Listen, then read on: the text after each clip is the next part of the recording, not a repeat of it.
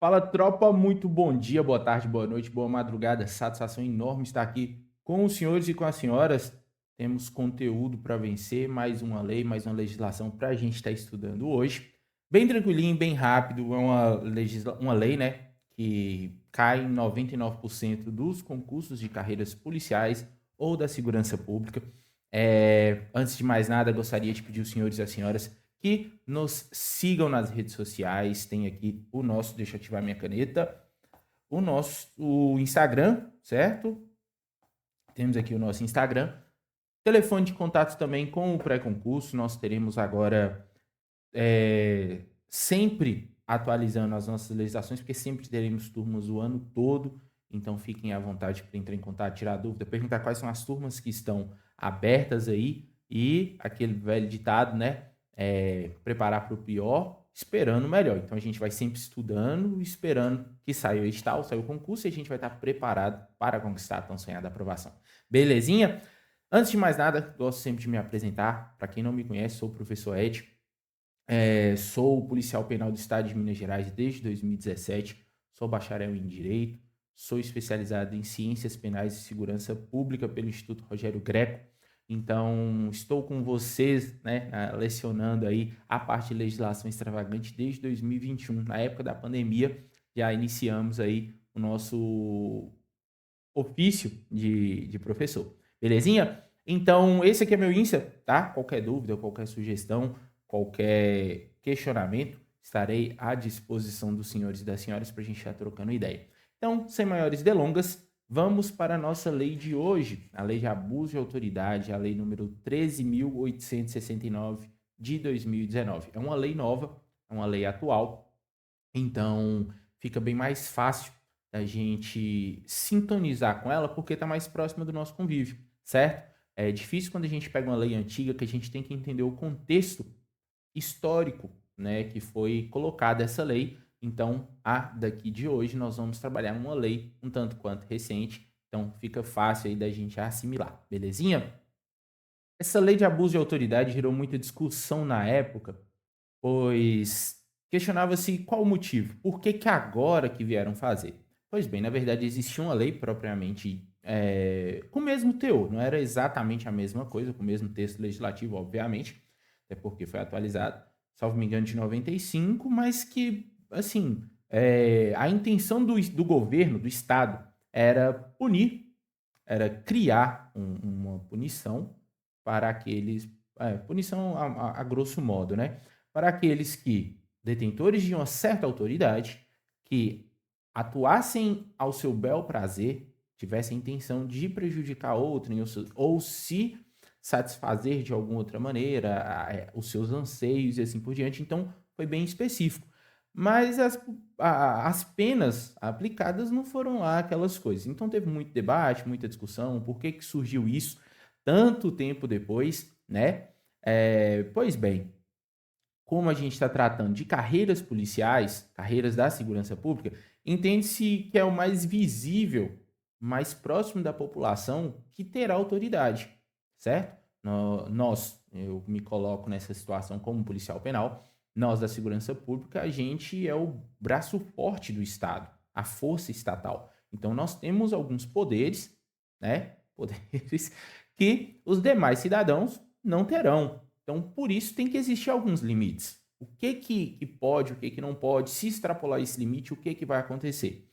Então, como um dos princípios do direito penal que precisa de uma previsão legal para poder definir o que é crime, então, a partir do vigor dessa lei, foi considerado algumas atitudes, alguns tipos que seriam crimes, considerados crimes a partir de então. Belezinha? Então vamos lá. Artigo 1º. Esta lei define os crimes de abuso de autoridade cometidos por agente público, seja servidor ou não, que no exercício de suas funções ou a pretexto de exercê-las, abuse do poder que lhe tenha sido atribuído. Foi justamente aquilo que a gente falou, né? A primeira coisa que a gente tem que importar aqui no artigo 1º é a consideração do que é servidor, o que é agente público e assim por diante. Nós vamos falar isso, se eu não me engano, deixa eu até confirmar aqui, ó. no artigo 2º a respeito disso, mas vamos atentar que precisa ser no exercício da sua função. Eu aqui em casa, eu estou de folga, né, ou de férias, não estou no exercício da minha função. Se eu cometer alguma coisa, algum fato que não seja atribuído à minha função, que não seja no exercício da minha função, ou a pretexto, ou sob justificativa de exercer, não vamos falar de abuso de autoridade. Não é porque eu sou da carreira que automaticamente tudo que eu cometer vai ser abuso de autoridade. Não. Tem que ser no exercício da função ou a pretexto de exercê-la. Belezinha? Abusar do poder que foi atribuído. E as condutas descritas nessa lei constituem crime de abuso de autoridade quando praticadas pelo agente com finalidade específica de que prejudicar outrem ou beneficiar a si mesmo ou a terceiro, ou ainda por mero capricho ou satisfação pessoal. Quando tem uma pessoa, vamos colocar assim bem grosseiro, uma pessoa sádica que quer fazer por sacanagem, por maldade, no exercício da sua função, ele é servidor ou não, independente disso, mas tem que ser no exercício da função. Ele cometeu esse abuso por mero capricho ou satisfação pessoal? Sim, ele está cometendo abuso de autoridade. Uma coisa extremamente importante. Não podemos falar de abuso de autoridade na modalidade culposa. Não existe imperícia, negligência ou imprudência no cometimento dos crimes de abuso de autoridade. Somente na modalidade dolosa. Tem que ter o dolo, tem que ter a intenção, tem que ter a vontade de agir, tem finalidade específica de prejudicar ou beneficiar ou mero capricho, satisfação pessoal. Prejudicar outro ou beneficiar a si ou a terceiro. Eu estou beneficiando uma ou terceira pessoa, não é a mim, estou beneficiando o terceiro. É abuso de autoridade. Beleza?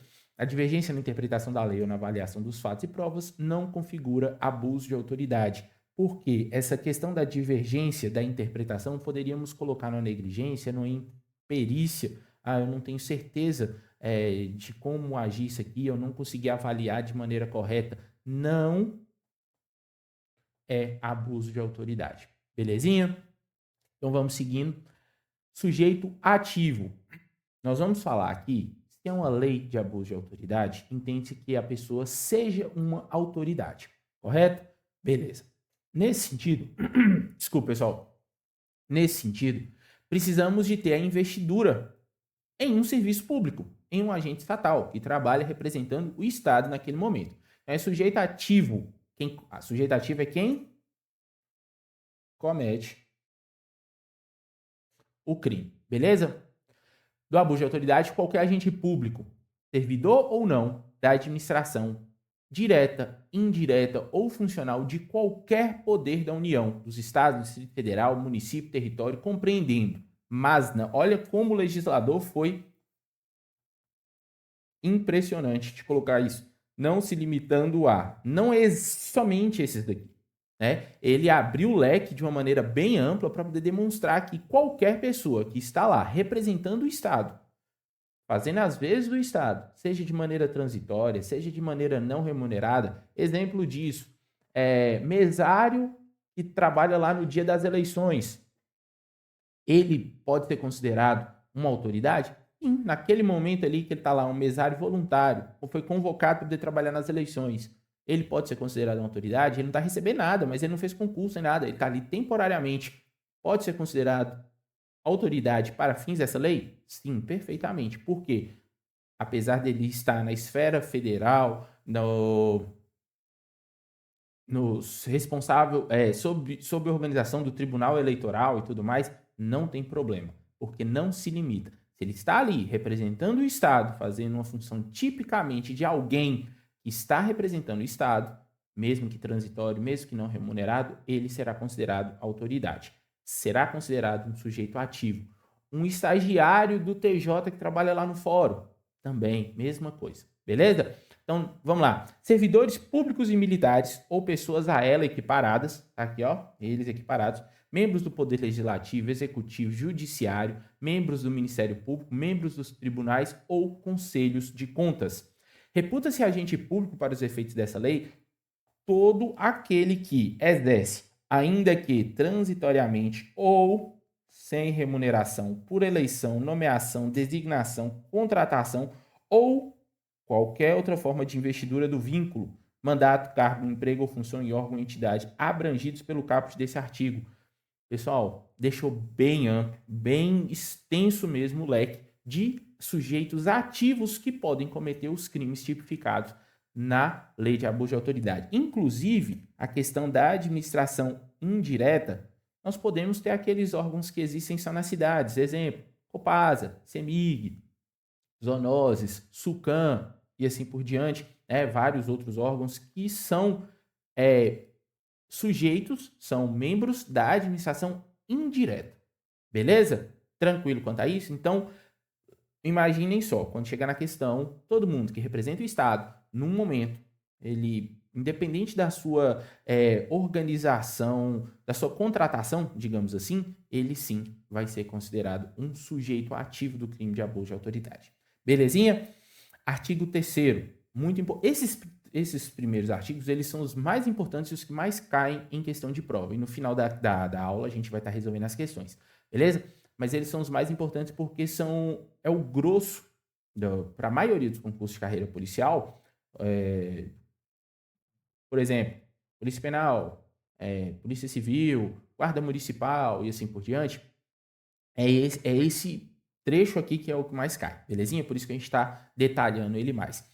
Os crimes previstos nessa lei são de ação penal pública incondicionada. O que seria isso?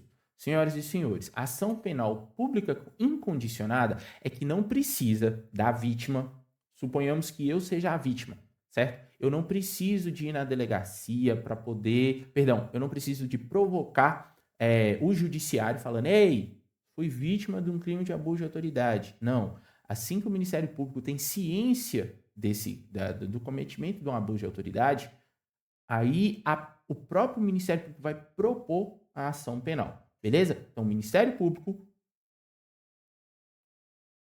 o MP, vai propor a ação penal. Ela de maneira automática, certo? Não precisa de nós, vítimas, fazermos a representação. Ela não precisa, ela é incondicionada, não condiciona a representação.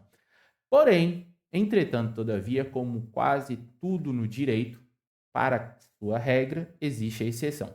Será admitida a ação privada, ou seja, eu como vítima, eu posso ir lá propor a ação penal desde que a ação penal pública não for intentada no prazo legal. O Ministério Público tem um prazo para poder propor essa ação penal. Se não for proposta, aí sim, eu, como vítima, posso propor. Só que o que acontece? Eu propondo, o Ministério Público, ele vai... É tipo assim, eu propus a minha ação. O Ministério Público não fez isso no prazo correto, no prazo determinado. Então, eu mesmo propus minha ação. Aí, o que o Ministério Público pode fazer? Ele pode concordar, foi aditar, ou repudiar, não concordar com essa ação privada, penal privada. Até vou apagar aqui que eu acabei grifando a coisa errada. Ação penal pública não. Nós estamos falando agora da permissão da ação privada. Nossa, mas eu estou desenhando maravilhosamente bem hoje. Vamos lá. Ele pode aceitar, dar o ok, pode negar, ou também, no final, oferecer a denúncia substitutiva. Aí ele vai falar, não, peraí, segura a onda aí com essa ação privada, eu sei que eu errei o prazo, vou entrar com a denúncia substitutiva e intervir em todos os termos do processo. Oferecer provas, interpor recurso todo o tempo, no caso de negligência do querelante. Ou seja, eu, vítima, se eu dei bobeira, perdi prazo, alguma coisa assim, não intervi no momento correto, o Ministério Público pode entrar como parte, como o propositor da ação penal. Aí ela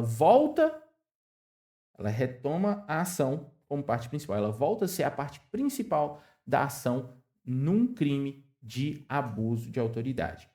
Beleza. A ação penal privada subsidiária será exercida no prazo de 6 meses, contado da data em que se esgotar o prazo para o oferecimento da denúncia. Caso caiam na prova suas, lembrem-se desses 6 meses, que esgotou o tempo do Ministério Público, vocês têm 6 meses como vítima para poder propor a ação privada. Então, a regra é uma ação penal pública incondicionada. O próprio Ministério Público vai propor a ação penal. Só que ele tem um prazo. Aqui na lei não especifica qual é o prazo. Então, isso não vai cobrar na sua prova a respeito dessa lei. A respeito dessa lei.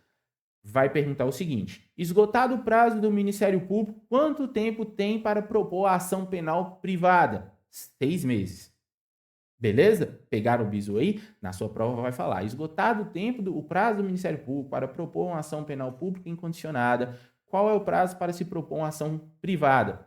6 meses. Ótimo. Se eu perder algum prazo, alguma prova, alguma coisa assim, o Ministério Público vai oferecer uma outra denúncia substitutiva e pode atuar no processo, tomando para si a ação como parte principal. Entendido quanto a isso? Se for necessário, volta o vídeo, a gente, né, assiste de novo ou qualquer coisa, pode me chamar no Instagram que eu explico para vocês com o maior prazer do mundo, não tem problema. Mas essa parte é um pouquinho detalhada, mas não tem segredo. A ação, vou tentar desenhar aqui, ó. Ela é uma ação penal pública incondicionada. Esse aqui é o prazo do MP. Se o Ministério Público não esgotou o prazo dele e não ofereceu a denúncia, não propôs a ação penal pública incondicionada, aí sim a gente pode entrar com a ação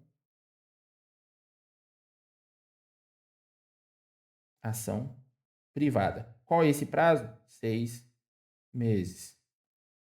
Nesse caso, o Ministério Público ele pode aceitar ou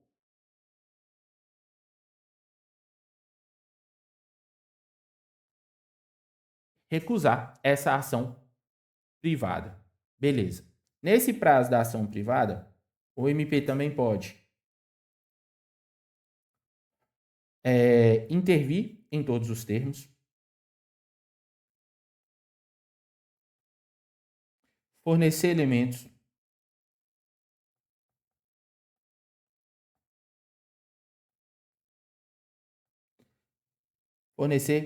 né, elementos de prova, recurso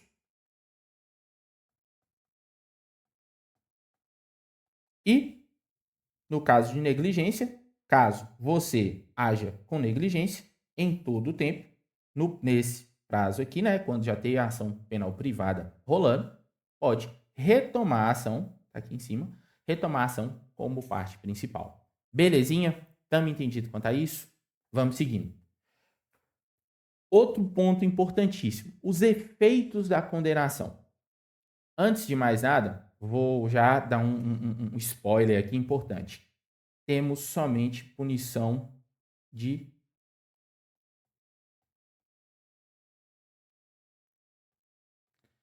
quando a gente falar dos crimes mais para frente, vocês vão ver que só tem pena por detenção. As penas são baixas. Quem já foi aluno meu, principalmente no presencial, vai entender que a pena de detenção é aquela modalidade que você vamos imaginar, vamos supor aqui. Se eu virar para você e falar, ó, vocês vão ter que ficar no quarto seus por 10 horas. Vocês estão ali detidos por 10 horas. Agora, se eu falar com vocês vão ficar reclusos no seu quarto por 10 anos. Deu para pegar uma ideia de reclusão é ficar excluído, tirar você do convívio da sociedade por um tempo maior, dar aquele peso maior, estou recluso, estou aqui fechado, enclausurado. Então, normalmente as penas de reclusão são penas maiores, mais elevadas e traz essa sensação de ser retirado da sociedade. Já a detenção não, apesar de colocar ali 1 a 4 anos, 6 meses a 2 anos, você pensa, pô, vou ficar detido 6 meses ou até 2 anos? Não é bem assim. Mas a detenção é uma punição menor, menos gravosa. Normalmente ela é substituída por penas restritivas de direito. Então a detenção ela é bem mais tranquila de lidar, digamos assim, tá? Toda punição é uma punição, obviamente, mas a detenção é menos gravosa do que a reclusão, ok? Só mesmo para poder facilitar aí a assimilação suas no contexto do direito penal. Pois bem, então efeitos da condenação. Primeiro, é o mais comum, é o que vai estar em todas as condenações, é o inciso primeiro. Tornar certa a obrigação de indenizar o dano causado pelo crime, devendo o juiz, a requerimento do ofendido, fixar na sentença o valor mínimo para a reparação dos danos causados pela infração, considerando os prejuízos a ele sofrido. Então, normalmente, isso aqui está associado à pecúnia, valor, dinheiro, de tornar certa a obrigação de indenizar o dano causado pelo crime. Belezinha? Então, além da condenação pela detenção, o sujeito ativo, aquele que cometeu o crime de abuso de autoridade, ele precisa estar indenizando o dano causado pelo crime. Quando o ofendido requerer, o juiz vai fixar na sentença o valor mínimo para a reparação dos danos. Suponhamos que, por abuso de autoridade, eu fiquei preso, tinha meu alvará de soltura e tudo mais, e eu não saí da unidade prisional quando deveria ter saído. O que isso nos torna? Um abuso de autoridade. Quando tiver ação, eu coloco, não, eu tomei um prejuízo de não sei quantos R$1.000, alguma coisa assim, tem que ser indenizado. Então, esse efeito é o comum, é o principal. Agora, o segundo e o terceiro efeito, eles estão em casos específicos, em casos de reincidência. E vamos falar sobre eles. O segundo, inabilitação para o exercício do cargo, mandato ou função pública pelo período de 1 a 5 anos. Estará inabilitado. E, posteriormente, no terceiro, perda do cargo, mandato ou função pública. Aí vem aqui a explicação. Os efeitos previstos no inciso 2 e 3 do caput desse artigo são condicionados à ocorrência de reincidência em crime de abuso de autoridade. Então, nós estamos falando de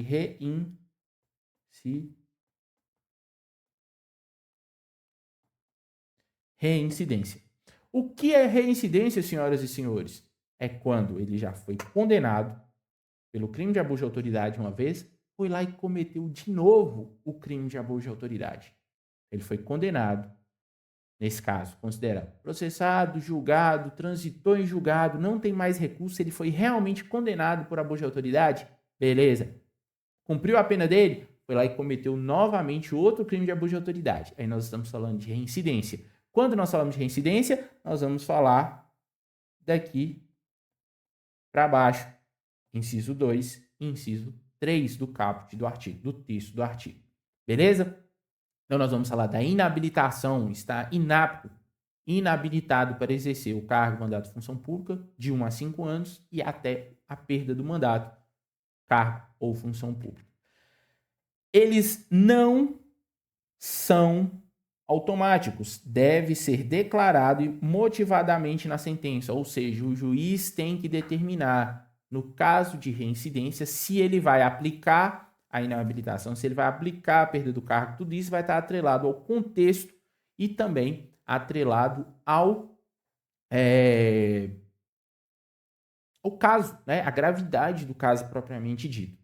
Então, esses dois efeitos não são automáticos, precisam da reincidência e tem que ser motivado. Então, vou colocar aqui, ó. Deixa eu sair aqui da tela. E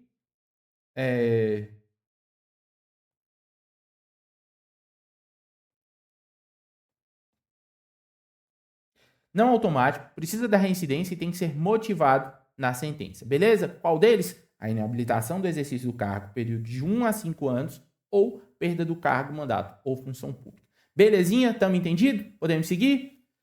Senhoras e senhores, vamos seguir as penas. As penas restritivas de direito substitutivas das privadas de liberdades previstas nessa lei são prestação de serviço à comunidade ou entidade pública, suspensão do exercício do cargo, da função ou mandato pelo prazo de 1 a 6 meses com a perda dos vencimentos e vantagens. Olha para você ver. Ao invés de ficar detido, foi o que eu falei lá no outro. Deixa eu ver, a seta para cá. Isso. O que eu falei no último slide a respeito da detenção, por ser uma pena menos gravosa, ela normalmente ela é substituída por uma pena restritiva de direito. O que seria essa restritiva de direito? Coloca uma série de requisitos ali para que o sujeito ativo, o que cometeu o crime, cumpra, para que ele não seja privado da sua liberdade. Substitui uma coisa pela outra. Então, pois bem, a primeira dela, prestação de serviço à comunidade e entidade pública. Vai trabalhar numa creche, vai trabalhar na escola, alguma coisa por 6 meses, pagar a cesta básica, esse tipo de coisa, normalmente é a pena restritiva substitutiva. Entretanto, tem uma outra consideração. A suspensão do exercício do cargo, função ou mandato pelo prazo de 1 a 6 meses, o famoso balão, certo? Como a gente fala que a inabilitação e a perda do cargo ou mandato é uma penalização, né? Efeito da condenação, perdão, melhor dizendo, é um efeito da condenação. A inabilitação e a perda do cargo, e ela precisa ter a reincidência, e ela precisa de ter a motivação fundamentada na sentença, e ela também não é automática, essa daqui tem essa possibilidade de ser uma substitutiva. A suspensão do cargo, ele está suspenso 1 a 6 meses, é bem menor. Ela será substitutiva, além disso, vai perder os vencimentos e vantagens. Não vai receber o salário, obviamente, ele está suspenso, logo, ele não irá receber o seu salário. Tranquilo? É o famoso balão, a gente escuta esse termo muito no dia a dia do nosso serviço. Fulano tomou balão ali de 45 dias. Vai ficar sem trabalhar 45 dias e sem receber o salário propriamente dito. Beleza? Um ponto importantíssimo. As penas restritivas de direitos podem ser aplicadas autônoma ou cumulativamente. Pode ser só uma ou pode ser, né? Pode ser só uma ou pode ser aplicada as duas. Ele, além de prestar serviço à comunidade, ele também pode ser suspenso do exercício, cargo ou função com perda de vencimento. Qual é o prazo? 1 a 6 meses. Tranquilo? Podemos seguir? As penas previstas nessa lei serão aplicadas independentemente das sanções de natureza civil ou administrativa. Ou seja, além do cara responder na esfera penal, na esfera criminal, um processo criminal, também vai estar passando pela própria sanção administrativa do próprio órgão que ele trabalha. E for o caso de uma indenização por dano moral na esfera civil, também vai responder do mesmo jeito. As penas dessa lei, elas são aplicadas de qualquer forma, independentemente se na natureza civil ou administrativa não teve nada, ou se teve, aqui também vai ter do mesmo jeito, sem problema nenhum. As notícias de crime previstas nessa lei que descrevem falta funcional serão informadas às autoridades competentes com vistas à apuração, para instaurar o tão famoso PAD, Processo Administrativo Disciplinar. Ficou sabendo do crime, mas talvez o próprio órgão que ele trabalha nem ficou sabendo, vai ser notificado para que eles façam a apuração e a penalização dentro da esfera administrativa cabível ao que foi cometido. Beleza. A responsabilidade civil e administrativa são independentes da criminal, não podendo mais questionar sobre a existência ou a autoria do fato quando essas questões tiverem sido decididas no juízo criminal. Então vamos lá. Se na esfera criminal, que nós consideramos a última ratio, a última força, a última esfera, a gente só usa a esfera criminal quando as outras já não resolveram, então ela está no topo. Se aqui, na esfera criminal, foi comprovado que ele foi culpado, que ele vai ser condenado, que ele realmente cometeu abuso de autoridade, nos casos da esfera civil e administrativa, já não tem mais o que discutir. Não, se na criminal ele foi condenado, na civil e administrativa ele também vai ser, automaticamente. Beleza? Beleza? Porque, se nós estamos falando da esfera criminal, que é a mais importante, a mais gravosa, a mais pesada, que vai ter uma investigação muito mais apurada, foi considerado culpado, nas esferas cíveis e administrativas também será. Fala, não pode mais questionar sobre a existência ou autoria do fato quando essas questões tenham sido decididas no juízo criminal. Faz coisa julgada em âmbito civil, assim como no administrativo disciplinar, a sentença penal que reconheça ter sido o ato praticado em estado de necessidade, em legítima defesa, em estrito cumprimento do dever legal ou exercício regular do direito. Vamos lá, olha que interessante. Da mesma forma que se ele foi condenado na esfera criminal, vai fazer coisa julgada, vai estar decidido também na administrativa e civil. Se na esfera criminal for considerado que o ato que ele cometeu, o suposto crime que ele cometeu, foi em estado de necessidade, legítima defesa, estrito cumprimento do dever legal ou exercício de sua função, ou seja, ele não vai ser punido na esfera criminal, automaticamente na esfera civil e administrativa, ele também vai ter coisa julgada. Ele também vai ser, teoricamente, inocentado, não. Mas ele não vai ser punido na esfera civil e administrativa. Por quê? Aqui na criminal já foi decidido que ele agiu, que ele praticou, foi reconhecido que ele agiu em estado de necessidade, legítima defesa, estrito cumprimento do dever legal no exercício de sua função. Os famosos excludentes de punibilidade e culpabilidade. Beleza? Deu para entender isso aqui? Vamos lá. A esfera criminal, abaixo dela, temos a civil e administrativa. Se na criminal foi decidido que ele é culpado, para baixo também. Mas se decidiu que ele agiu com excludente de culpabilidade ou punibilidade, também faz coisa julgada na esfera civil administrativa. Beleza? Tranquilo quanto a isso? Podemos seguir? As penas previstas... Opa, né? Repetiu aqui. Artigo 9º. Então, vamos agora às tipificações penais. Pessoal, agora serão alguns artigos, vão faltar outros porque estão vetados. A grande maioria eu nem coloquei que estava vetado, só mesmo saltei quem tiver aí com a sua legislação aberta para poder ir acompanhando. Beleza? Então, o que pega? Nós vamos falar agora das tipificações penais. Todas vocês vão ver que tem o dolo, a intenção de agir, certo? Tem a vontade de agir, seja para benefício próprio, mera satisfação pessoal, benefício de terceiro ou para prejudicar a vítima do crime. Então, tem sempre a intenção de cometer alguma coisa. Então, quando vocês verem lá, fulano fez tal coisa, com a intenção de tal coisa, opa, nós vamos ver aí um caso claro de abuso de autoridade. Observem que, normalmente, no abuso de autoridade, são pessoas que tenham certo poder, que estão representando o Estado naquele momento. Belezinha? Então, vamos lá. Artigo 9º. Decretar medida de privação de liberdade manifesta desconformidade com as hipóteses legais. Detenção de 1 a 4 anos e multa. Incorre na mesma pena a autoridade judiciária. Opa! E dentro do prazo razoável deixar de relaxar a prisão manifestamente ilegal, substituir prisão preventiva por medida cautelar diversa, conceder liberdade provisória quando manifestamente cabível, deferir liminar ordem ou habeas corpus quando manifestamente cabível. Nós estamos falando de algo que normalmente quem pratica, juiz e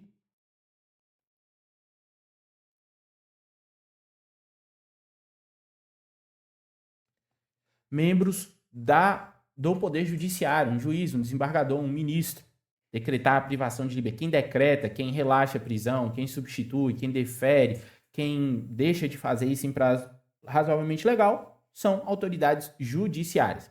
Decretar a condução coercitiva da testemunha investigado, manifestamente descabida ou sem prévia intimação ou comparecimento de juízo. Mesma coisa, mesma turma aqui de cima. Beleza? Deixar injustificadamente de comunicar prisão em flagrante à autoridade judiciária no prazo legal. Quem comunica prisão em flagrante? Nesse caso aqui, nós temos a figura da autoridade policial, delegado federal, delegado da Polícia Civil. Detenção, 6 meses a 2 anos e multa. Incorre na mesma pena quem? Deixar de comunicar imediatamente a execução da prisão temporária, preventivo à autoridade judiciária que decretou, deixar de comunicar imediatamente prisão de qualquer pessoa e local onde encontre a família ou a pessoa por ela indicada, deixar de entregar ao preso, no prazo de 24 horas, a nota de culpa assinada pela autoridade com motivo da prisão e o nome do condutor e das testemunhas, prolonga a execução da pena privativa de liberdade de prisão temporária, prisão preventiva, medida de segurança ou de internação, deixando sem motivo justo e excepcionalíssimo de executar o alvará de soltura imediatamente após recebido ou promova a soltura do preso quando esgotado o prazo judiciário legal. Nesse caso aqui de executar o alvará de soltura, esse aqui é mais provável a polícia penal, tá? E normalmente o cara vai estar preso ali na unidade prisional, quem é responsável por cumprir o alvará de soltura são os policiais penais, tudo bem?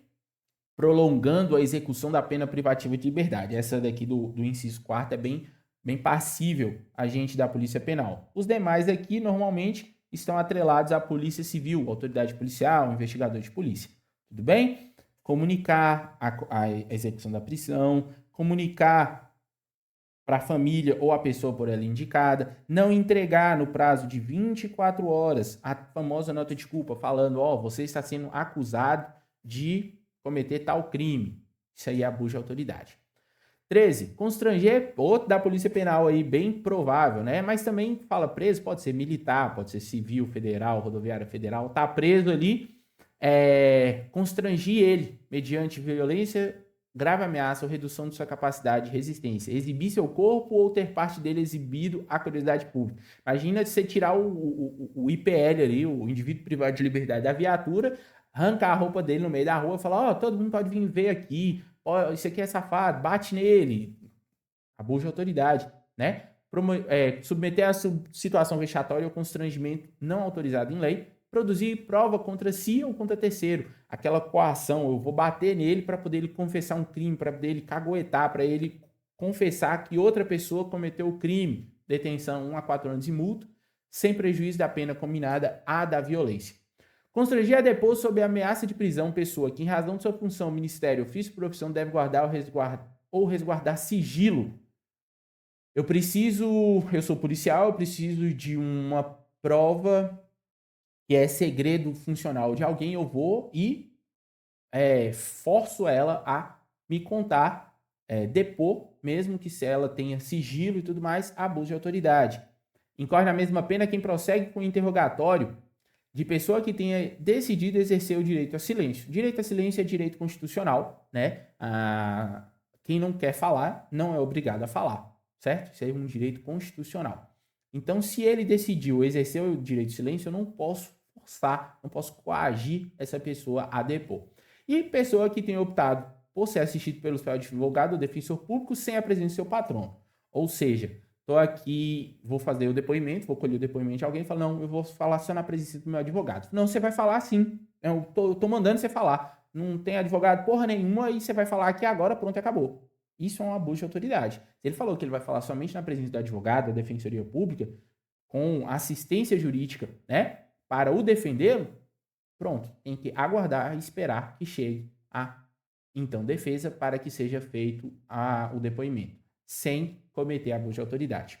Seguindo, submeter a vítima de infração penal ou a testemunha de crimes violentos a procedimentos desnecessários, repetitivos ou invasivos, que leve a reviver sem a estrita necessidade. Situação de violência, situação potencialmente geradora de sofrimento ou estigmatização. Detenção de 3 meses a 1 ano e multa se o agente público permitir que terceiro intimide a vítima de crime violento, gerando indevida revitimização, a pena aumentada a 2/3. E se o agente público intimidar a vítima de crime violento, gerando a indevida revitimização, aplica-se a pena em dobro. Se, vamos lá, isso aqui já é até mais novo, 2022. Exemplo disso. Uma criança que foi vítima de abuso sexual. Beleza. Eu vou ficar perguntando para essa criança ou para uma mulher que foi vítima de um crime violento, eu vou ficar colocando ela na situação novamente para ela relembrar a situação? Que grosseria, né? Que abuso de autoridade é isso. Se ela já passou pela situação uma vez, como é que eu vou colocá-la novamente na situação para poder relembrar algo que causou trauma?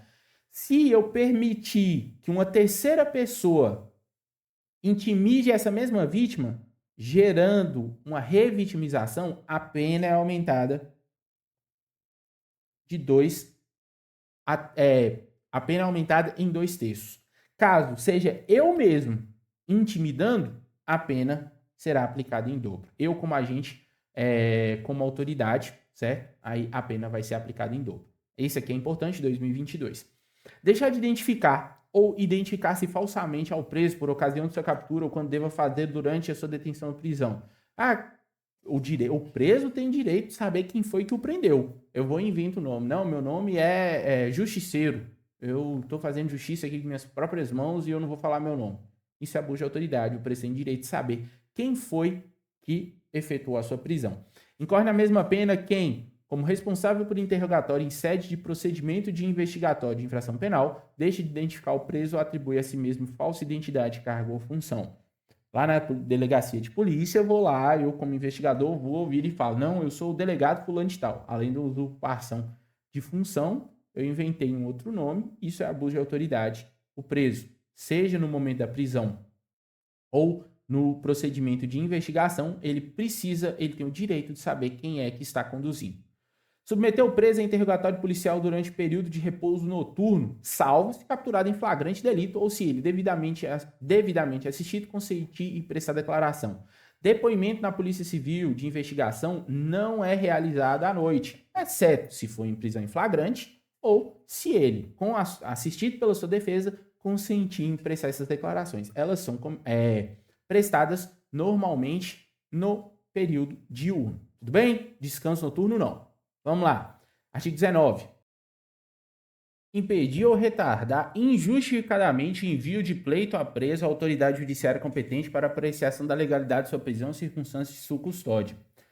Detenção a 4 anos e multa, incorre na mesma pena o magistrado que, ciente do impedimento ou da demora, deixar de tomar devida providência tendente a saná-lo ou, não sendo competente para decidir sobre a prisão, deixar de enviar o pedido à autoridade judiciária. Galera, uma curiosidade muito legal a respeito de unidade prisional. Os presos, os IPLs, peticionam muito, é o tempo inteiro escrevendo. Chama de catu, de pipa, tem um nome próprio, dialeto deles lá. E eles peticionam muito para poder fazer cálculo de pena, um papel que eles escreveram lá, excelência, me solta, estou preso ilegalmente. Isso pode ser considerado até um habeas corpus e tem que ser levado à apreciação do judiciário. E vira e mexe, esses dias mesmo a gente encontrou lá uma carta-resposta, né, de uma ministra do STF. Então, vai para frente mesmo, eles tocam para frente, peticiona muito e tem que ser levado à apreciação do judiciário. Belezinha? Então vamos seguindo. Artigo 20. Impedir sem justa causa entrevista pessoal e reservada do preso com seu advogado. Isso normalmente acontece ou em delegacia ou em estabelecimento prisional. Então, na mesma pena, quem impede o preso, réu solto ou investigado de entrevista pessoal reservada com seu advogado ou defensor pelo prazo razoável, antes da audiência judicial, de sentar ao seu lado, com ele comunicar durante a audiência, salvo no curso do interrogatório, no caso de audiência realizada por videoconferência, até porque não tem como sentar do lado, cada um está no seu local. Beleza? Manter presos de ambos os sexos na mesma cela ou espaço de confinamento. Colocar homem e mulher na mesma cela. Incorre na mesma pena quem mantém na mesma cela criança ou adolescente na companhia de maior de idade ou em ambiente inadequado, observado disposto no ECA. Também estabelecido mais dá para ver isso aí em estabelecimento prisional. Invadir ou adentrar clandestinamente ou astuciosamente ou à revelia da vontade do ocupante, imóvel alheio às suas dependências ou nele permanecer nas mesmas condições sem determinação judicial ou fora das condições estabelecidas em lei. Que é a questão do horário, né? Não é flagrante. Eu chego na casa meia-noite, eu policial, e pulo na casa. O dono não autorizou, não tinha flagrante, eu pulei com suspeita. Está considerando abuso de autoridade. Incorre na mesma pena quem coage alguém mediante violência grave e ameaça a franquear o acesso imóvel às suas dependências. Você chega lá no morador, coloca a arma na cara dele e fala, velho, deixa eu entrar na sua casa aí. Aí ele vai falar, não, claro que ele não vai autorizar. Aí você coagiu, você utilizou de grave ameaça para poder entrar no imóvel, nas dependências lá da casa. Cumpre mandato de busca e apreensão domiciliar após as 21 horas, após as 21 horas ou antes das 5. Mas se iniciou o mandato de busca e apreensão às 19 horas e estendeu além das 21, não tem problema. Não pode iniciar o cumprimento após as 21 ou antes das 5. Tanto que se vocês observarem vídeos de operação policial, ele chega no dia raiando, já está lá chutando a porta do ladrão. Por quê? A determinação é que seja após às 5 horas para não incorrer em abuso de autoridade. Beleza? Não haverá crime se o ingresso for para prestar socorro ou quando houver fundados indícios que indiquem a necessidade do ingresso em razão de flagrante delito ou desastre. Belezinha? Isso aqui são coisas que tá acontecendo ali naquele momento, um flagrante delito, um desastre. Tá acontecendo naquele momento, precisa de resolver? Pode pular. Depois você vai justificar para lá o motivo disso. Agora, não, eu tô investigando aqui 3 horas da manhã e coloca a arma na cara do cidadão e fala, não, você vai deixar eu entrar, eu vou pular na sua casa, vou entrar e vou pegar. Não, aí já não pode. Beleza? Não, abuso de autoridade. Artigo 23. Inovar artificiosamente. No curso da diligência, investigação ou processo, está de lugar uma coisa, pessoa, com o fim de eximir de responsabilidade ou de responsabilizar criminalmente alguém ou agravar a responsabilidade. Detenção de 1 a 4 anos e multa. Quem é que lembra naquele filme Tropa de Elite, salvo me engano, no Tropa de Elite 1? Eles pegavam, né, o corpo de alguém que foi vítima de homicídio e colocava em outra rua ou colocava em outro bairro para poder não ficar com as estatísticas do não, vamos colocar no bairro tal porque vai falar que é problema do batalhão que atende aquela área e não vai ser nosso porque não está mais na nossa área. Eles pegavam os defuntos lá, colocava no fundo da viatura e ia para outro bairro e descarregava. Tem gente que acordou ali atrás, deixa eu ver, ó, tem uma bonitinha que tá aproveitando que eu tô gravando a aula e tá ali deitada na cama. Nisso, eles levavam os corpos para outros bairros com a finalidade de eximir de responsabilidade. Estava alterando artificiosamente o local do crime para poder não ter que ter a responsabilidade de investigar ou colocar como estatística lá o crime que deveria ter sido evitado e não foi. Isso tem Tropa de Elite 1. Então é justamente isso. Fazer o que eles fizeram hoje é considerado abuso de autoridade. Eximir de responsabilidade civil ou administrativa com excesso praticado no curso da diligência, omitir dados ou informações, divulgar dados e informações incompletos para desviar o curso da investigação, da diligência ou do processo. Constranger sob violência ou grave ameaça funcionário ou empregado de instituição hospitalar pública ou privada a admitir para tratamento a pessoa cujo óbito já tenha ocorrido, com fim de alterar o local ou momento do crime, prejudicando sua apuração. Detenção de 1 a 4 anos de multa, além da pena correspondente à violência. O cara morreu na viatura, chega lá no hospital e obriga o enfermeiro, o médico, fala, não, ele morreu aqui, ele chegou com vida. E mentira, o cara já foi constatado óbito, ele já morreu em outro momento, para poder eximir a responsabilidade do policial, nesse caso aqui prático, eximir a responsabilidade do policial, coloca como se ele tivesse morrido no hospital. Aí tem outra aplicação, outro curso de investigação. Beleza? 25. Proceder à obtenção de prova em procedimento de investigação ou fiscalização por meio manifestadamente ilícito. Teoria do frutos da árvore envenenada. Você sabe que é uma obtenção de prova ilícita e ainda assim você vai lá e insiste nessa prova, em constituir, obter essa prova. Incorre na mesma pena quem faz o uso da prova em desfavor do investigado ou fiscalizado com prévio conhecimento da sua ilicitude. Sabe que é ilegal e ainda assim utiliza esse meio de prova. Requisitar instauração ou instaurar procedimento investigatório de infração penal ou administrativa em desfavor de alguém, a falta de qualquer indício de prática de crime ou ilícito funcional em infração administrativa. É saber que o cara não cometeu o crime e ainda assim proceder com a investigação por mero capricho, para prejudicar a vítima ou para satisfazer ou para beneficiar a si ou a outra. Percebam sempre a intenção, o dolo, o ânimo de agir para ter um benefício ou para prejudicar ou mera satisfação pessoal. Beleza? Parágrafo único. Não há crime quando se tratar de sindicância ou investigação preliminar sumária devidamente justificada. Nesse caso, nós estamos falando de uma sindicância, uma investigação preliminar. Nós temos uma fundada suspeita, está sendo justificada. Agora, meramente sabendo que ele não cometeu, não tem o menor indício, aí sim é considerado abuso de autoridade. 28. Divulgar gravação ou trecho de gravação sem relação com a prova que pretenda produzir e expor a intimidade à vida privada, ferindo a honra ou a imagem do investigado ou acusado. Pegou ali prova, conversa do WhatsApp, alguma coisa assim, tem alguma foto íntima, conversa íntima e sai divulgando isso para poder prejudicar, expor a intimidade do investigado, do acusado. abuso de autoridade. Prestar informação falsa sobre procedimento judicial, policial, fiscal ou administrativo com fim de prejudicar o interesse do investigado. Dar início ou proceder à persecução penal, civil ou administrativa sem justa causa fundamentada ou contra quem sabe ser inocente. Estender injustificadamente a investigação, procrastinando-a em prejuízo do investigado ou fiscalizado. Muito provavelmente algum investigador de polícia, um agente de polícia federal, que pode cometer esse abuso aqui. Negar ao interessado, seu defensor ou advogado, acesso aos autos de investigação preliminar, ao TCO, termo circunstanciado, ao inquérito ou qualquer outro procedimento investigatório de infração penal, civil ou administrativa, assim como impedir a obtenção de cópias, ressalvado o acesso a peças relativas de diligência em curso ou que indiquem realização de diligência futura, cujo sigilo seja imprescindível. Bom, então nós temos aqui uma situação. Se tem sigilo, aí realmente você não vai, né? Existem situações que tem o sigilo da investigação. Caso não tenha, não há que se dizer numa restrição para ao acusado, ao seu defensor, ao interessado, fornecer informações a respeito do inquérito da investigação policial.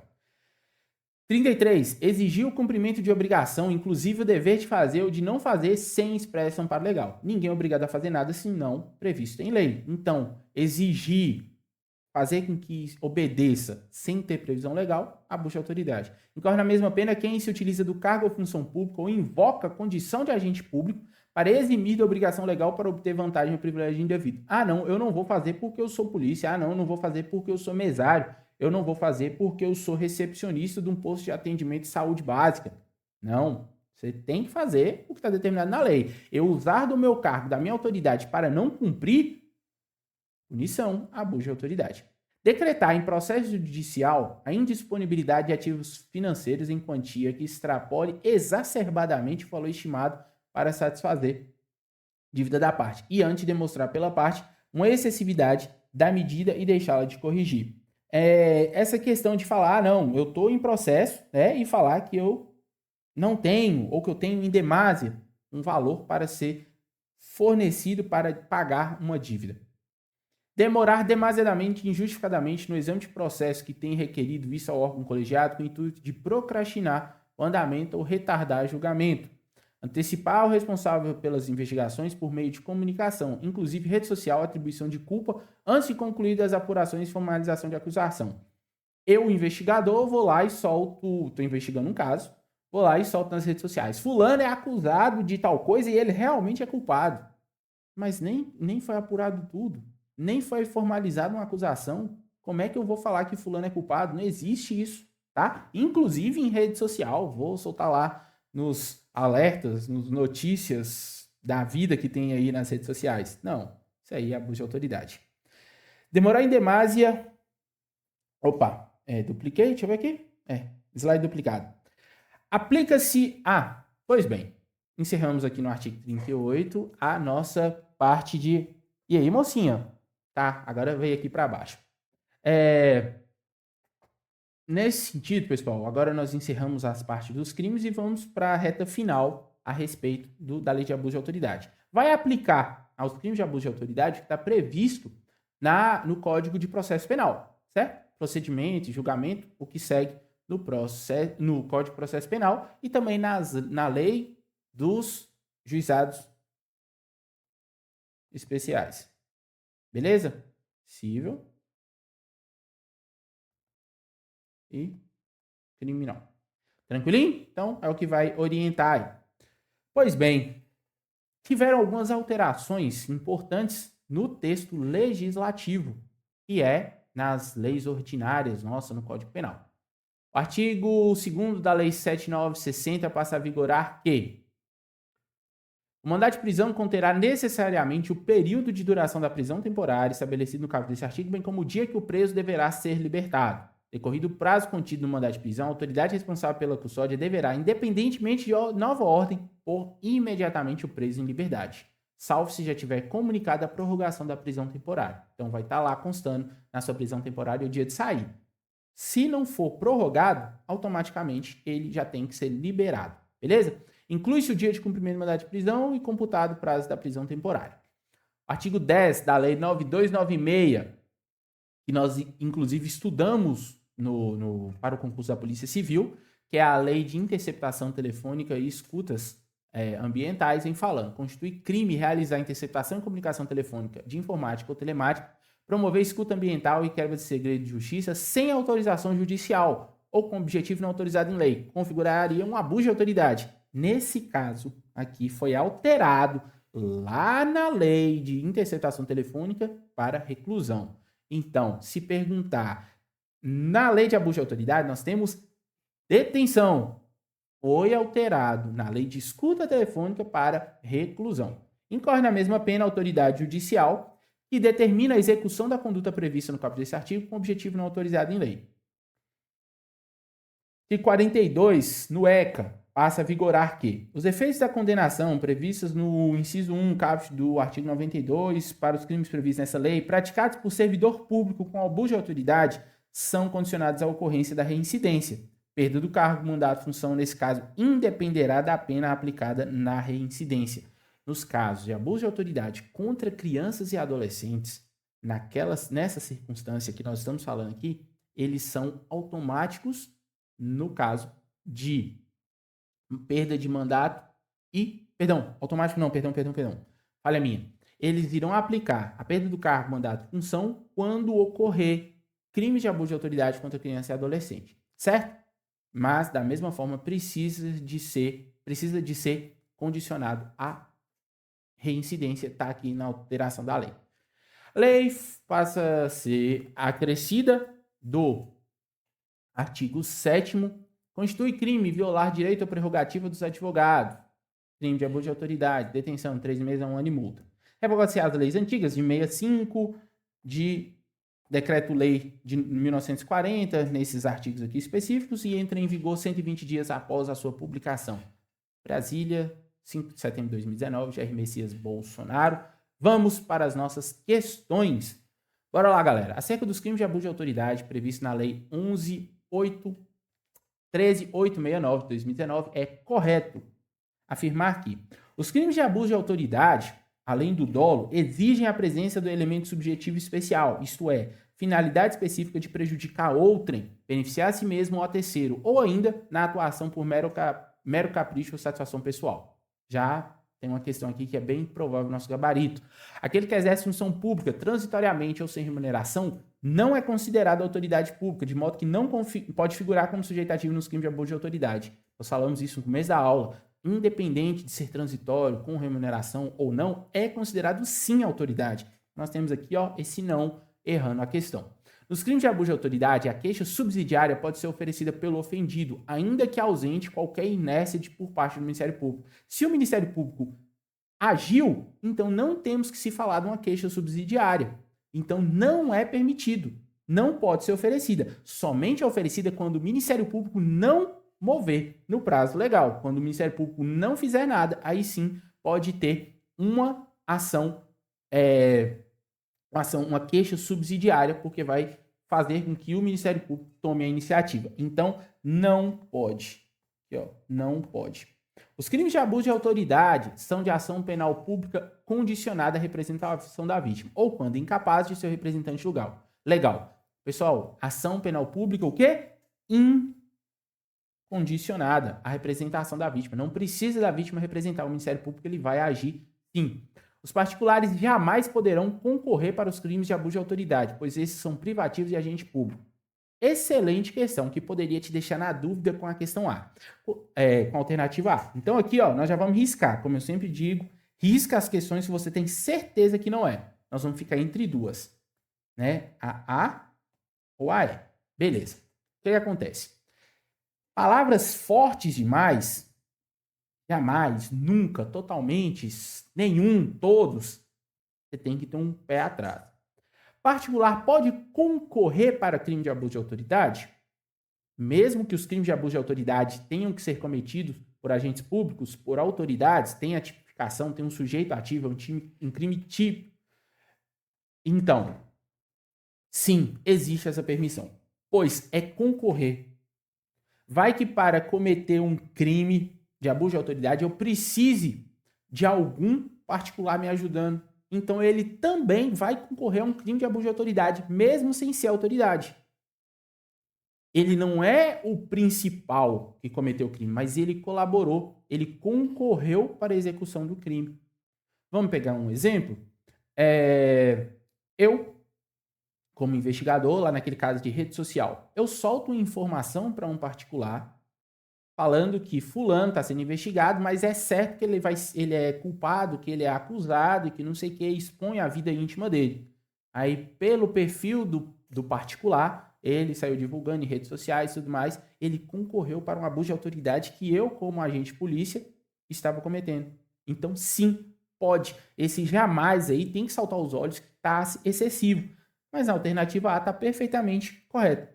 Crime de abuso de autoridade, além do dolo, tem que ter a intenção de agir, exige a presença do elemento subjetivo especial. O que é? Finalidade específica de prejudicar outrem, beneficiar a si ou a terceiro, ou ainda por mero capricho ou satisfação pessoal. Então, nosso gabarito, tranquilo, gabarito letra A. O que estava de errado na letra E? O jamais. Belezinha? Seguindo, próxima questão. José foi contratado como estagiário por processo seletivo simplificado para atuar na delegacia de polícia. Após ter acesso aos autos de certo inquérito policial, divulgou trecho da gravação indevidamente, sem relação com qualquer prova que pretendia produzir, expondo intimidade à vida privada do investigado. Sobre o caso apresentado, analise as afirmativas a seguir. Primeiro, José, em razão de ser estagiário, não pode ser sujeito ativo dos crimes previstos na lei de abuso de autoridade. José praticou um crime previsto na lei de abuso de autoridade, mas, por haver violação à intimidade do investigado, a ação penal será pública condicionada à representação do ofendido. 3. As penas previstas na lei de abuso de autoridade podem ser aplicadas a José independentemente das sanções de natureza civil ou administrativas cabíveis. Está correto que se afirma em 1, 2, 3, 2 e 3, 2, 1 e 2. Pessoal, em razão de ser estagiário, ele pode ser sujeito ativo do crime previsto ou não?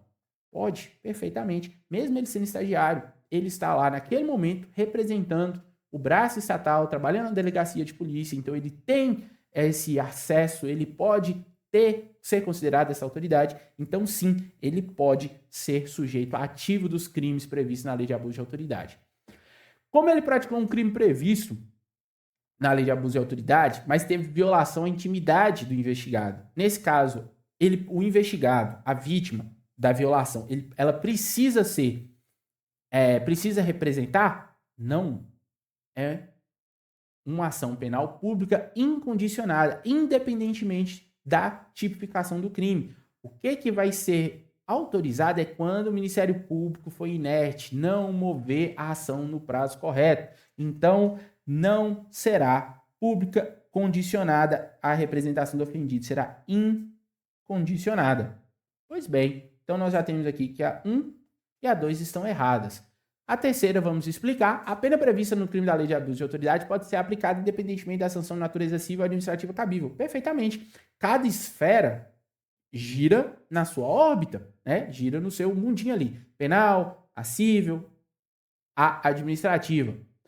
A questão toda é que se na criminal, que é a mais importante, vou colocar aqui, ó, a criminal, que está aqui em cima, fizer coisa julgada e considerar ele culpado, não há que se discutir nem na civil e nem na administrativa, que ele também será culpado. Se na criminal considerar que ele agiu em legítima defesa, estado de necessidade, se cumprimento de dever legal, também na civil e na administrativa terá a mesma consideração. Mas as penas aqui previstas, se ele tiver uma penalização por indenização na esfera civil, perfeito, pode ter. Se não tiver, também está de boa. Se ele tiver uma punição na esfera administrativa do próprio órgão da Polícia Civil, também vai ter, vai ser aplicada cada uma na sua esfera. E se não tiver, também tá ok. Cada uma gira no seu próprio eixo. A questão da culpabilidade, da punibilidade, que não vai ser mais discutida a depender das esferas. Então aqui está perfeitamente correto. Pode ser aplicada ao José, independentemente das sanções de natureza civil e administrativa cabível. Na civil vai ter uma punição de indenização, na administrativa pode ter ali um balão, ele vai ficar alguns meses sem trabalhar, ou vai perder algum cargo, vai ser rebaixado, o que quer que seja. Então está correta apenas a número 3, nosso gabarito, letra C. Tranquilo? Seguindo, questão número 38. Consoante com as disposições da Lei 13.869, que trata dos crimes de abuso de autoridade, é efeito não automático da condenação em relação aos crimes previstos na citada lei, condicionada à ocorrência de reincidência de crime de abuso de autoridade, devendo ser declarado motivadamente na sentença. Lembrem dos dois incisos? São dois casos. Vamos lá? A inabilitação para exercício do cargo, mandato, função pública pelo período de 1 a 5 anos é um dos critérios? Sim. Além desse, nós só temos mais um. Prestação de serviço à comunidade ou entidade pública pelo período de 12 a 36 meses. Nós não falamos nada a respeito disso. Mas prestação de serviço à comunidade e entidade pública nós podemos considerar como apenas alternativas, medidas alternativas substitutivas das de prisão, de encarceramento, ao invés de ser detido, de ir lá para o presídio, alguma coisa assim, terão penas alternativas substitutivas. Vai substituir o encarceramento, a restrição de liberdade, por penas alternativas, que é esse caso aqui. E, inclusive, não tem estipulando prazo. Quem vai estipular esse prazo vai ser o próprio juiz. Então, aqui está errado. Isso aqui não é efeito de condenação. Isso aqui é substitutiva. A suspensão do cargo, função ou mandato pelo prazo de 1 a 4 anos com perda dos vencimentos infantários. É a mesma situação da prestação de serviço à comunidade. Ela é uma substitutiva, mas também, tal como nessa, o prazo está errado. Lá nós vamos falar de 1 a 6 meses a suspensão do exercício do cargo, perdendo as vantagens dos vencimentos. Perda do cargo, mandato ou função pública, desde que precedido de processo administrativo disciplinar conduzido pela Controladoria Geral entre o ente público e que pertenceu ao agente público. Começou certo e terminou errado. A perda do cargo, mandato ou função pública, certo, mas não exige esse requisito de ser precedido de um processo administrativo. Não falamos nada disso no texto legal. Perda do mandato, de cargo, mandato, função pública, é efeito da condenação? Sim. Preenche tudo, mas não tem esse requisito final aqui. Obrigação de indenizar o dano causado pelo crime, devendo o juiz fixar na sentença o valor mínimo de 20 salários mínimos para reparação dos danos causados pela infração, independente dos prejuízos sofridos pelo ofendido. Essa obrigação de indenizar é um dos requisitos lá de efeito da condenação? Sim, perfeito. Mas não fala de valor mínimo, de 20 salários mínimos, não fala dos prejuízos sofridos pelo ofendido, independente. Não, tudo isso aí tem que pedir, tem que verificar o valor, não fala de valor mínimo, não fala nada, começa certo e também termina errado. Então, nosso gabarito aqui, fácil demais, letra A. Inabilitação para exercício de cargo, mandato, função pública pelo período de 1 a 5 anos. Efeito da condenação, precisa da reincidência, não é automático e deve ser fundamentado na sentença. Belezinha? Questão 39.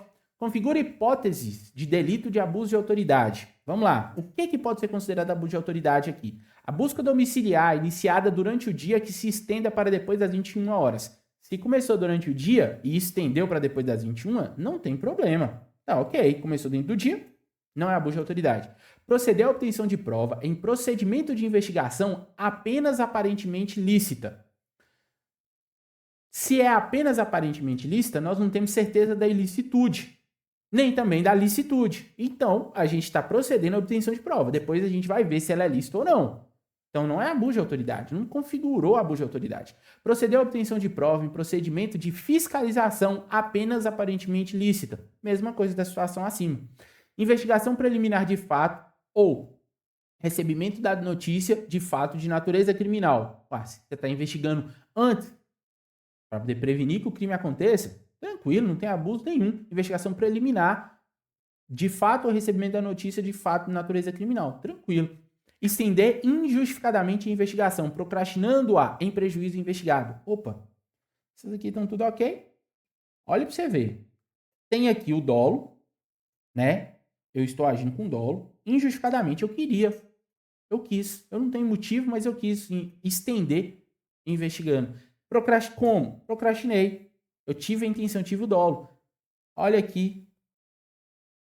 Prejuízo investigado. Nós precisamos das condições subjetivas, que é benefício próprio ou de terceiro, prejuízo da vítima ou mero capricho, satisfação pessoal. Então, aqui nós temos todos os conceitos, né? Tem o dolo e tem aqui, no caso, a vontade de prejudicar, dar prejuízo ao investigado. Então, fácil, tranquilo.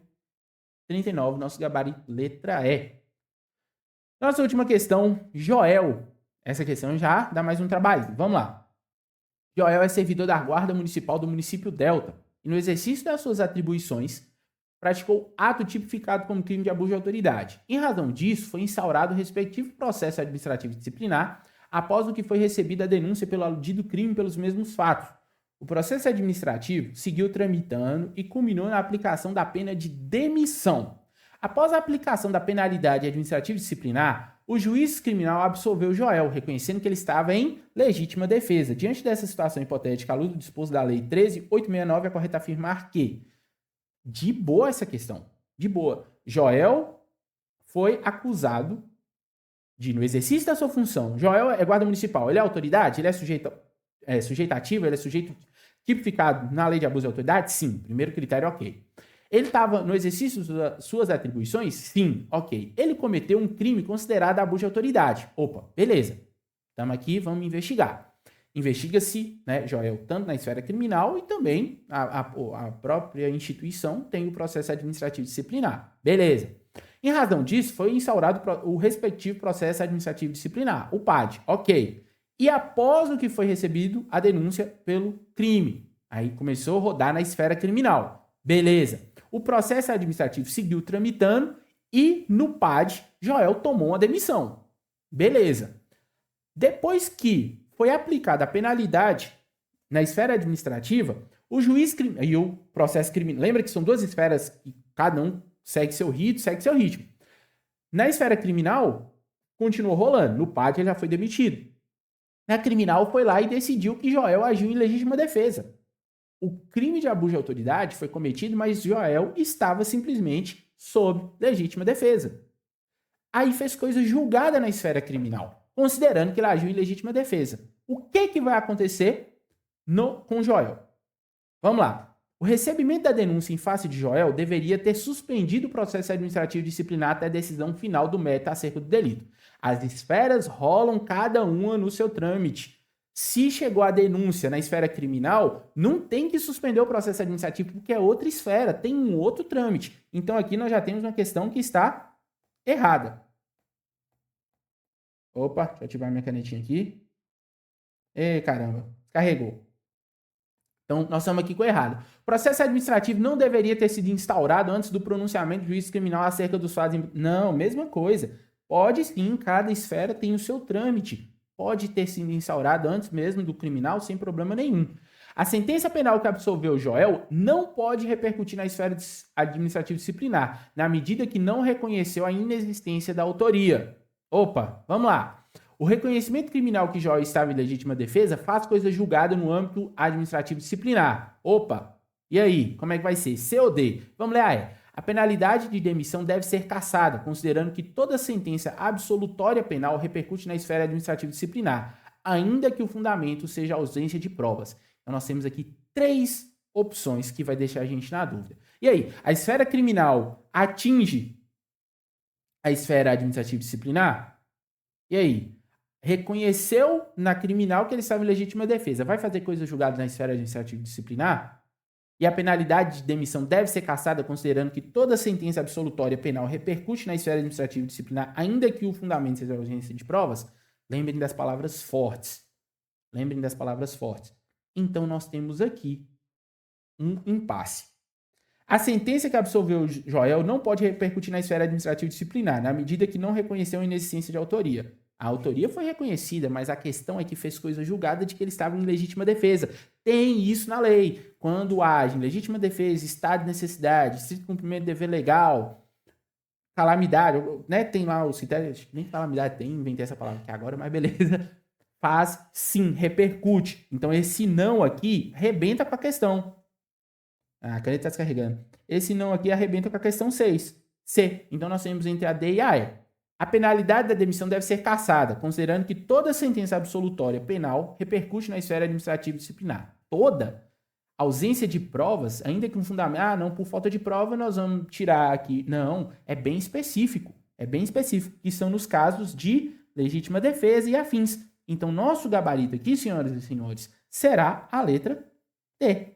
Porque o reconhecimento criminal de que Joel estava em legítima defesa também faz coisa julgada no âmbito administrativo disciplinar. Lembra das esferas? Criminal, penal, administrativo e civil. Então, logo abaixo. Então, se faz coisa julgada, nos casos de legítima defesa, estrito cumprimento de dever legal, etc., vai estar considerando também na esfera administrativa e esfera civil, gabarito na sua questão 40, letra D. Belezinha? Senhoras e senhores, fortíssimo abraço. Foi um prazer estar com vocês nessa 1 hora e pouquinho de aula. Qualquer dúvida, estou à disposição. Falem comigo que eu falo com vocês. Espero que tenha sanado as dúvidas, espero que vocês tenham aprendido esse conteúdo e estaremos juntos, firmes à aprovação. Pré-concurso Roberto Quintino agradece os senhores e as senhoras. Forte abraço, vão e vençam!